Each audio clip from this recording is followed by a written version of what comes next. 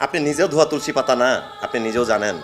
আপনি এই ব্লেমটা দেওয়ার আগে আপনার ভাবা উচিত ছিল আপনি কি চান আসলে। তো উনিও সিগারেট খায়, আমিও সিগারেট খাই। আমার সিগারেটকে তার গাঁজা মনে হইলো, তার সিগারেটকে সিগারেট। দুদিন আগে তানজিন তিশার নামে অভিযোগ উঠেছিল সে নাকি শুটিং সেটে গাঁজা খায়। এ নিয়ে নায়িকা নিজেই লাইভে এসে সাফাই গিয়েছিল, কিন্তু তারই সহশিল্পী অভিনেতা শামীম সরকার এবার সব তথ্য ফাঁস করে দিলেন। সিগারেট তো ওই মেয়েটাও খাইছে, সিগারেট তো আনোয়ার ভাইয়ের সাথে সেটে সে খাইছে। আমি যতবার মেকআপ নিচ্ছি 5 বার বসে আসো আসো আসো সিগারেটটা খাই চলো। অভিনেতা শামীম সরকার আরও জানায়, একটা সময় আমিও গাঁজা খেতাম। এটা নিয়ে তখন সাংবাদিকরা অনেক তদন্ত করেছিল। তাহলে তানজিন তিশার বেলায় সবাই কেন চুপ? এবং সিসিটিভি ফুটেজ যেতে আমি আল্লাহ বাঁচাই দিছে আমাকে সামহাও, যেখানে সিসিটিভি ফুটেজ আছে আমি যদি গাঁজা খেয়ে থাকি, সিগারেট আর গাঁজার কালার তো আলাদা, মানে আপনি বুঝবেন ওটা। সো আমি এটার সাথে আমি আমার ম্যারিড লাইফটা খুবই সুন্দর করে পার করছিলাম। মানুষ আসলে মিডিয়াতে আসলে অনেক রকমের ব্যাপার থাকে, এক পক্ষ এইদিকে কাজ করে, এক ডিরেক্টররা ডেট পায় না আমার, সেই ডিরেক্টররা মোটামুটি আমাকে লিখে গালি দিচ্ছে। তো এইটা তো হ্যারাসমেন্ট একটা। ঘটনাটি আমাদের টিমের কাছে কিছুটা ঘোলাটে মনে হচ্ছিল, সেজন্য সঠিক তথ্য তুলে ধরতে আমাদের টিম শামীম সরকারের সাথে সরাসরি কথা বলেছে। চলুন আমরা তার কথাগুলো শুনে আসি। আপনার চরিত্র খারাপ, আপনি ডিসঅনেস্ট, আপনি এখানে ফাইজলামি করতে আসছেন, আমি করতে আসি নাই, তাই আপনার কাছে আমি খারাপ। উনিও সিগারেট খায়, আমিও সিগারেট খাই। আমার সিগারেটকে তার গাঁজা মনে হইলো, তার সিগারেটকে সিগারেট। আমি কোনো সেক্সুয়াল হ্যারাসমেন্ট করি নাই মানে করি নাই। যদি করে থাকি, এরকম কেউ প্রমাণ করতে পারে, সিসিটিভি ফুটেজে প্রমাণ হয় আমি গায়ে হাত দিছি বা মারতে গেছি, তাহলে আমি মিডিয়ায় ছেড়ে দিব। আমরা কাজ করতে আসি শুটিং সেটে, একটা ডিরেক্টর আমাদেরকে টাকা পে করে, আমাদের আর্নিং হয়, এটাই আমার চাকরি, আর কিছুই করি না, এটা আমাদের চাকরি। এখন চাকরির ক্ষেত্রে সিনিয়র জুনিয়রকে বকা দেয়, সেটা কর্পোরেট জব হোক, শুটিং লাইফ হোক, ব্যবসা বাণিজ্য প্রতিষ্ঠান হোক, যেই চাকরি হোক।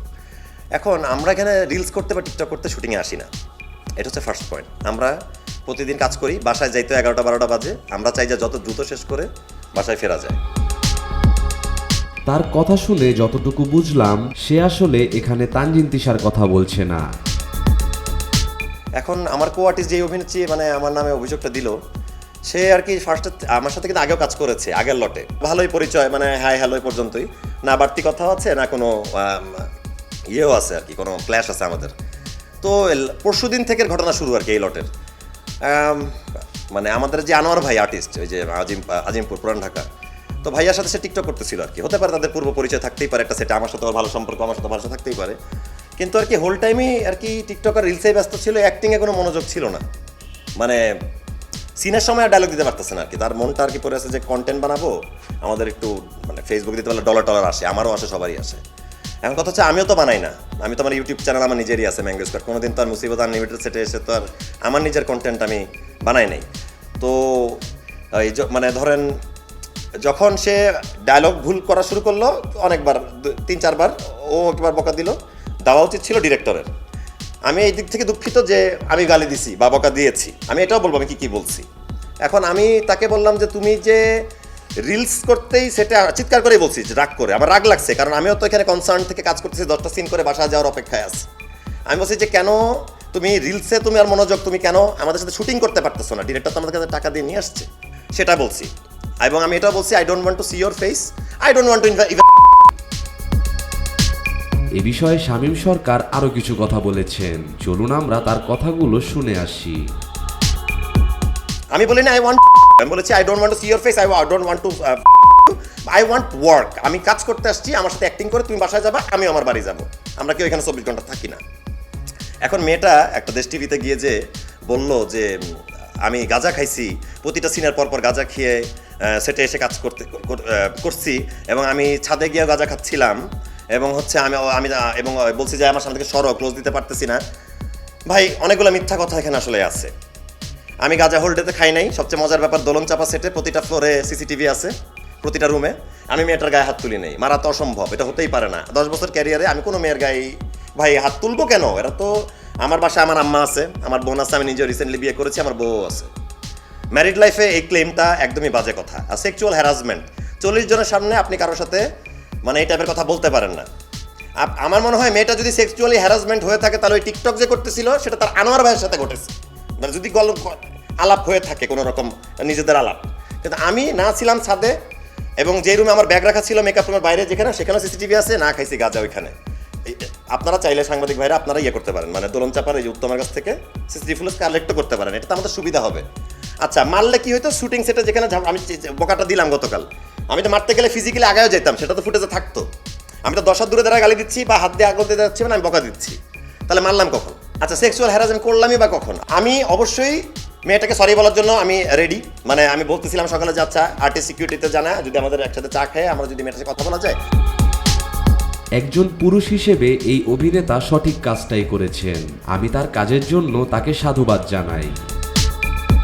একটা মেয়েকে আমি যাই সি ইউর ফেস আউট, এটা খারাপ বলছি। দেশ টিভির কি কম টাকা আর্ন হচ্ছে? 2 লক্ষ 3 লক্ষ ভিউজ হয়ে গেছে, ডলার আসবে, 1 মিলিয়ন হয়েও যাবে রাতবেলা সবাই বলতেছে আমি গাঞ্জা, কমেন্টে সবাই লিখতেছে আমি গাঞ্জা করছিলাম, আমি কালো ছেলে, ঠোঁটটা কালো, আমার দাঁতের সামনে হলুদ। ভাই দাঁতটা ভেঙে গেছে, এখানে ফিলিং, তাই দাঁতটা হলুদ, হাজার দাঁত মাজলেও যায় না, ফিলিংটা বারবার চেঞ্জ করতে হয়। আমার ঠোঁটটা কালো, এখন কি করবো বলেন? আমি সিগারেট খাই, সিগারেট তো ওই মেয়েটাও খাইছে, সিগারেট তো আনোয়ার ভাইয়ের সাথে সেটে সে খাইছে।